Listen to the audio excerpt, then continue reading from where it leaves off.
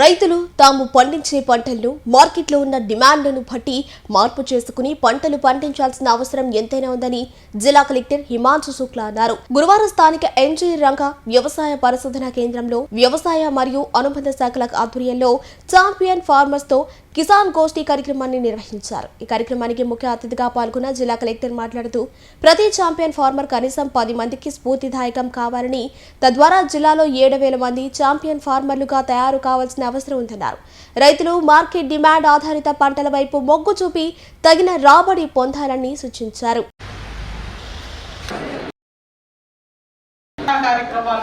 అదేవిధంగా ఫీల్డ్ లెవెల్లో అన్ని ఫీల్డ్స్కి వెళ్ళి మనము చేయడం జరిగింది.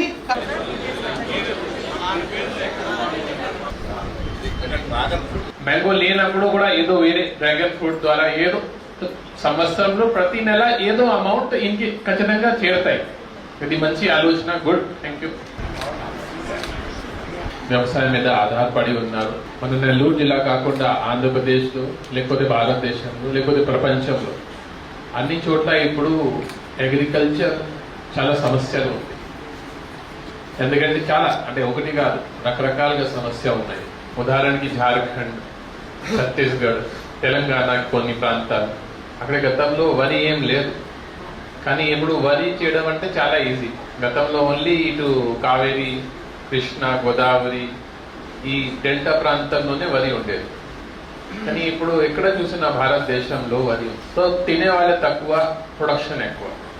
సో మీకు ఏ ప్రొడక్ట్ అయినా సరే ఒక మార్కెట్ డైనమిక్స్ ఉంటుంది. సప్లై ఎంత, డిమాండ్ ఎంత. దానివల్ల మీకు ఎంత అమౌంట్ పెట్టుబడి వస్తుంది అది ఫిక్స్.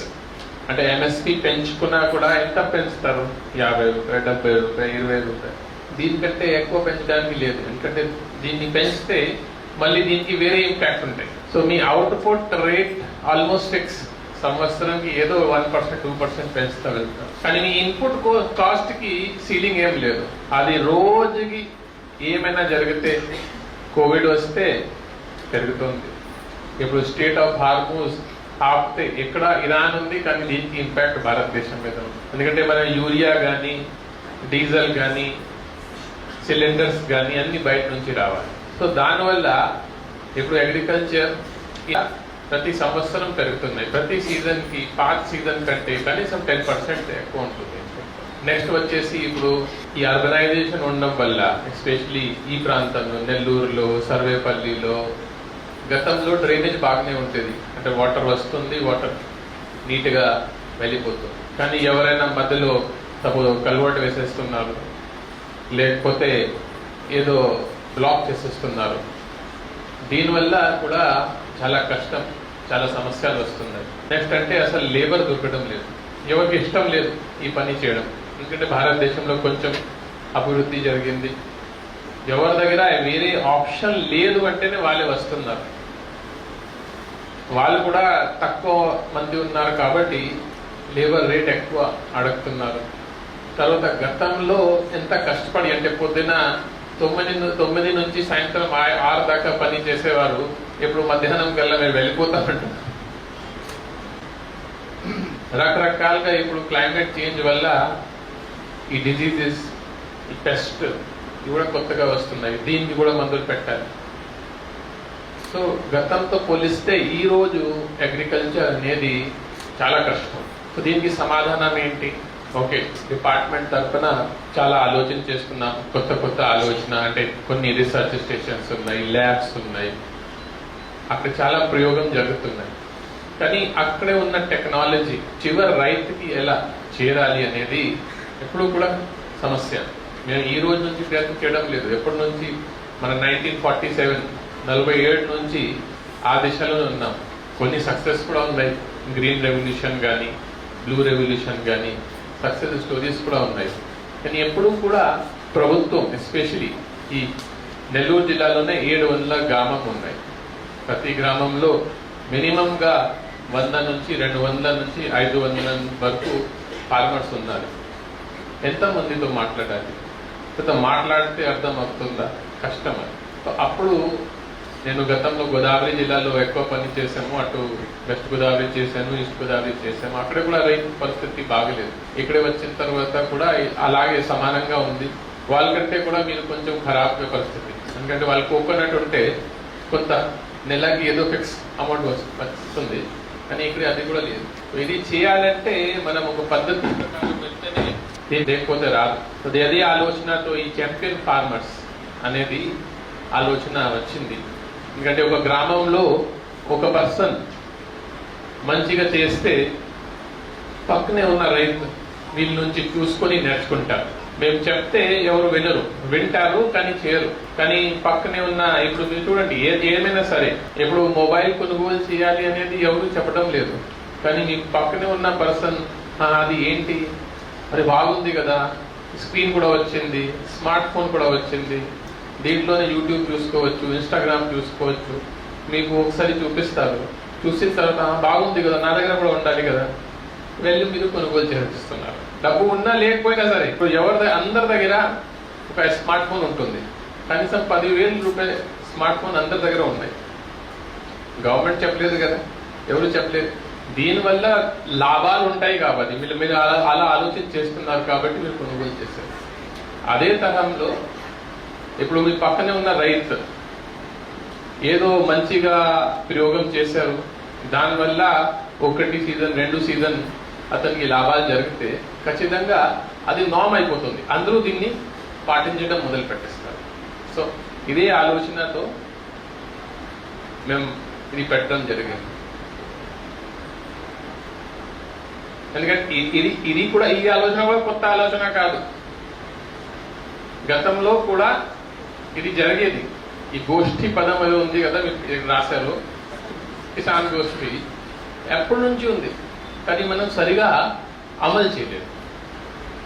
సో ఈసారి మనం నెల్లూరు జిల్లాలో ఏం చేసామంటే ఈ మోడల్ని ఫస్ట్ కొంత డైవర్సిటీ చేయడం. అంటే ఆల్రెడీ ఇప్పుడు మీకు మేడం చెప్తారు, దీనిలో 8 వర్టికల్స్ ఉన్నాయి అది మాట్లాడాము. ఇప్పటివరకు మాకు ప్రధాన సమస్య ఏంటంటే వరి చాలా ఎక్కువ. అందరూ అంటే వరి చాలా ఈజీగా ఉంది, మరి రిస్క్ అంత తీసుకోవడం అవసరం లేదు. కానీ ప్రొక్యూర్మెంట్ చేయడం అనేది ఎంత ఈజీ కాదు. అంటే గవర్నమెంట్ ఎంతవరకు ప్రొక్యూర్ చేస్తుంది, గవర్నమెంట్ ఓన్లీ సపోర్ట్ చేస్తుంది. సో మనం ఏ పంట వేసినా దీనికి ఆటోమేటిక్ కొంత మార్కెట్ ఉండాలి. ఇది చెప్పడం ఈజీ, ఇది మీరు వరి మానేసి వేరే క్రాప్కి వెళ్ళండి అంత ఈజీ కాదు, కానీ అసాధ్యం కూడా కాదు. నెక్స్ట్ వచ్చేసి ఇది చేయాల్సింది పని.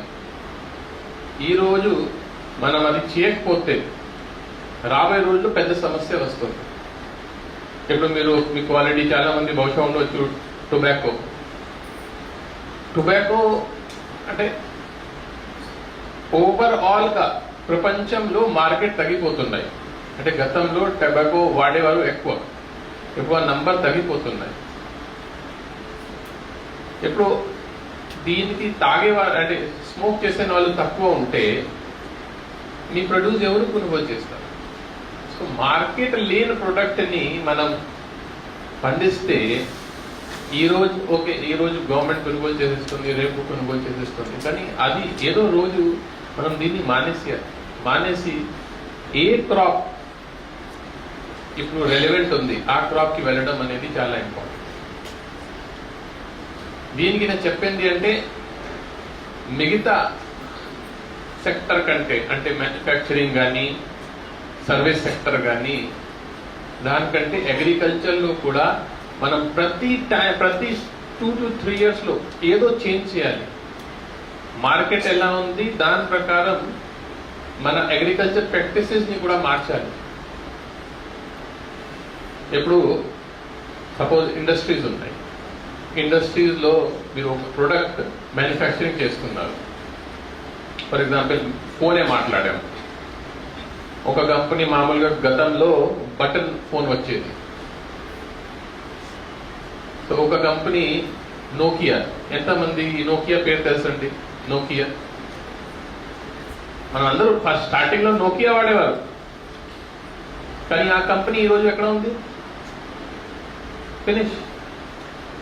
ఎందుకు ఫినిష్ అయిపోయింది ఆ కంపెనీ? చెప్పండి.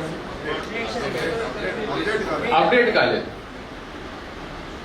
గతంలో నోకియా వచ్చింది, ఆ తర్వాత శాంసంగ్ వచ్చింది. శాంసంగ్ కూడా బటన్ ఫోనే, కానీ వాళ్ళు ఈ స్క్రీన్ ఫోన్ తీసుకొని వచ్చేసారు. ఫస్ట్ యాపిల్ కంపెనీ వాళ్ళు తీసుకొని వచ్చారు, శాంసంగ్ వాళ్ళు తర్వాత తీసుకున్నారు. కానీ శాంసంగ్ వాళ్ళు కస్టమర్కి ఏం కావాలి దాని ప్రకారం చేంజెస్ చాలా ఫాస్ట్గా చేశారు. సో మీరు సమయం ప్రకారం మార్చకపోతే ఇర్రెలవెంట్ అయిపోతారు. మన నాలెడ్జ్ని, మన టెక్నిక్స్ని అప్డేట్ చేయాలి. సో పబ్లిక్ సపోజ్ రేపు వాళ్ళకి జువార్ కావాలంటే మీరు జువార్ పండించాలి, వాళ్ళకి పల్సెస్ కావాలంటే పల్సెస్ చేయాలి. దీంట్లో కూడా ఇప్పుడు సపోజ్ మ్యాంగో, రకరకాలుగా మ్యాంగో ఉన్నాయి. మ్యాంగోలో పబ్లిక్ క్వాలిటీ అడుగుతున్నారు. మన దగ్గర టమాటా లేదు, కానీ ఇప్పుడు టమాటా అంటే వాళ్ళు గతంలో చిన్న టమాటా, చాలా మంచి టమాటా ఉండేది, కానీ ఈ మధ్యలో ఎలా చేశారంటే పెద్ద టమాటా కావాలి. కానీ మళ్ళీ నేను ఇప్పుడు ఒక చోట వెళ్ళాము, వాళ్ళనే మళ్ళీ ఆ చిన్న టమాటా అడుగుతున్నారు చాలా మంది. అంటే ఆ గ్రూప్ అలా 5-6 చిన్న టమాటా గ్రూప్ గా వస్తుంది. దీనికి హోటల్స్ లో 2000 అడుగుతున్నారు ఆ చిన్న టమాటా. ఇది కూడా సైకిల్. ఏ ప్రొడక్ట్ ఈ రోజు పబ్లిక్ అడగడం లేదు, మేబీ 6 years తర్వాత అదే కావాలి అడుగుతారు. సో మనకి కూడా ఫార్మింగ్ లో కూడా ఈ రోజు సమాజంలో ఏం జరుగుతున్నాయి, కస్టమర్ ఏం అడుగుతున్నారు, దాని ప్రకారం చేంజ్ చేయడం చాలా అవసరం. దానికి ఈ ప్రోగ్రాం పెట్టడం జరిగింది. ఈ రోజు ఈ రూమ్ లో ఉన్న మీ అందరూ, మీరు కూడా గవర్నమెంట్ వాళ్ళని మేము రైతులకే కొనుక్కునే వాళ్ళకే ఇచ్చి దాన్ని సక్సెస్ చేసుకున్నాము. అది ఫ్రూట్ ఎక్కువ వచ్చినప్పుడు అది పాడైపోకుండా ఎలా కాపాడుకోవాలని హార్టికల్చర్ వాళ్ళని కన్సల్ట్ అయినప్పుడు వాళ్ళు ప్యాక్ హౌస్ ఇచ్చారు. ప్యాక్ హౌస్లో స్టోర్ చేసుకున్నాము. దానిలో కూడా ఇంకా కూడా కొంచెం డ్యామేజ్ వస్తుందని చూసుకుంటే మళ్ళీ కోల్డ్ రూమ్ ఉందని చెప్పారు. ఆ కోల్డ్ రూమ్కి సజెస్ట్ చేశారు. కోల్డ్ రూమ్ కూడా పెట్టుకున్నాను. ఆ కోల్డ్ రూమ్ కూడా